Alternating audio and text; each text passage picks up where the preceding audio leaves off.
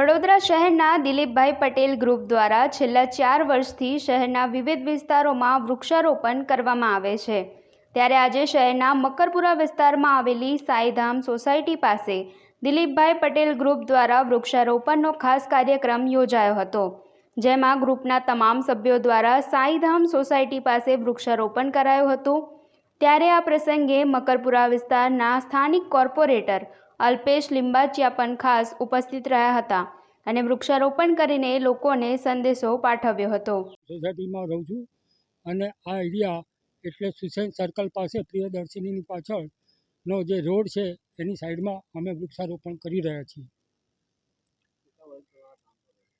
હું છેલ્લા લગભગ 4-4.5 વર્ષથી આ કામમાં જોડાયેલો છું અને અત્યાર સુધીમાં લગભગ 2000 ઉપરના છોડ રોપ્યા છે અને છોડ રોપીને ખાલી ફોટા પડાવવા માટે જ નહીં, પણ છોડ રોપીને એની માવજત કરીને એને ઉછેરવાનું પણ કામ હું કરું છું। ઉનાળામાં તો ખાસ અમારા આ સિંહ સાહેબને ત્યાંથી પાણીની સગવડ મળે છે, એટલે એમને ત્યાંથી પાણી લઈને રોડ ઉપરના ઝાડને હું પાણી પાઉં છું। 25 अमीश पास सुसन सर्कल के पास रहता हूँ। मैं रोपे बनाने का काम करता हूँ, बच्चों को सिखाता हूँ, लेडीज़ भी आती हैं सीखने के लिए। मेरा फर्टिलाइज़र पे रिसर्च चल रहा है बिल्कुल इस पे, और पर्यावरण का बहुत काम करते हैं, गौशाला से जुड़े हुए हैं। ईस्टर्न रेलवे में एज ए ट्रेन मैनेजर हूँ। वृक्षारोपण के लिए मैं सबसे पहले तो सराहना करूँगा दिलीप भाई पटेल को कि 72 प्लस चल रहे हैं वो। इस उम्र में इन्होंने हमारे साथ मतलब इनका सहयोग मैं देता हूँ, सहयोग तो मैं ही दे रहा हूँ इनको मतलब।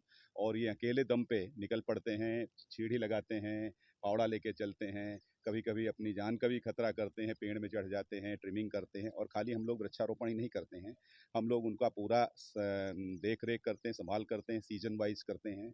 और हम सबसे धन्यवाद दूंगा आसपास के जो हमारे पड़ोसी हैं जिनका सहयोग मिलता है, जो प्रॉपर पानी वगैरह हमको देते रहते हैं, वो बहुत ज़रूरत है।